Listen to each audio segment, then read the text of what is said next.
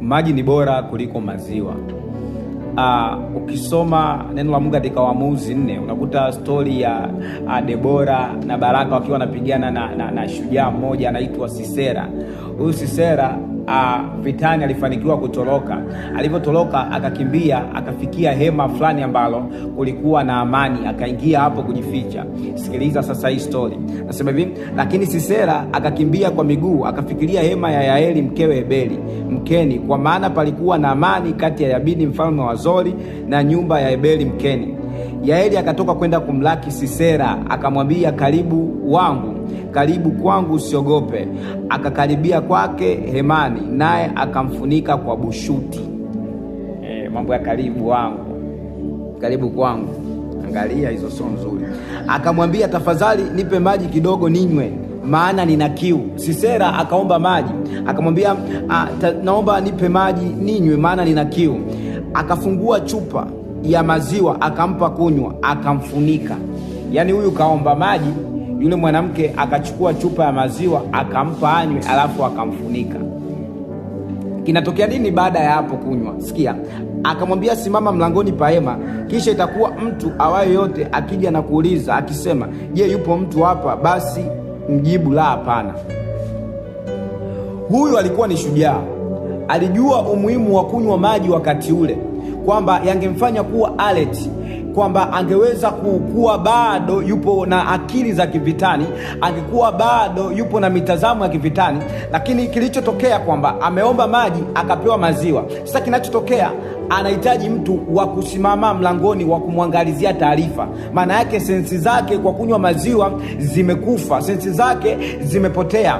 Kwenye ulimwengu wa roho kuna vitu ambavyo mtu aliokoka asipojitambua kwamba anatakiwa ale vyakula, awe na watu, awe na maisha ambayo yatamfanya kuwa alert siku zote, kwamba yupo vitani.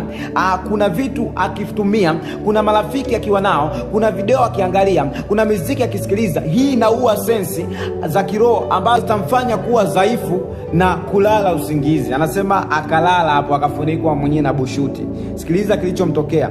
Ndipo Yaeli mkewe Ebeli akatwaa kigingi cha hema, akashika nyundo mkononi mwake, akamwendea polepole, akamtia kile kigingi katika kipaji chake, nacho kikapenya hata kuingia mchangani, kwa maana usingizi mzito ulikuwa umemshika. Basi akazimia akafa. Kwa hiyo maana yake kwa kukosa kujua kwamba angekunywa maji yangemfanya kuwa alert kivita, akanywa maziwa akapotea. Kwa hiyo maana yake hili somo litufundisha, usiangalie kwa sababu alikuwa ni adui wa Israeli, angalia ni jinsi gani mashujaa wanaweza kufa vitani. Ndio maana ukisoma hata mfalme wa Israeli Daudi alipokuwa anawatafuta, kuna wakati mmoja alimkuta amelala na fumo, Sauli amelala na fumo na gudulia la maji na mashujaa wake wapo karibu. Maana yake ni nini? Ukiwa duniani, mtu uliokoka, jua bado upo vitani. Kwa hiyo angalia vitu ambavyo unahusiana navyo. Je, vinaendelea kuiweka sensi zako za kiroho active? Kweli kuna vitu unaweza ukasema si dhambi. Je, kama umesikiliza hizo nyimbo zako, video zako toka asubuhi mpaka jioni, wakati wa vita utajua huu ni wakati wa vita. Wakati wa adui utajua adui amesimama mlangoni mwangu. Je, utajua huyu wa karibu yangu ni adui. Kwa hiyo ni vizuri kujua kwamba kuna vyakula, kuna marafiki, kuna vitu ambavyo tunaletewa kama marafiki, tunaletewa kama maziwa, tunaletewa kama siagi, tunaletewa kama vitamu. Lakini shetani lengo lake ni kuziba sensi zetu za kiroho, ili pale anapotuvamia tusitambue.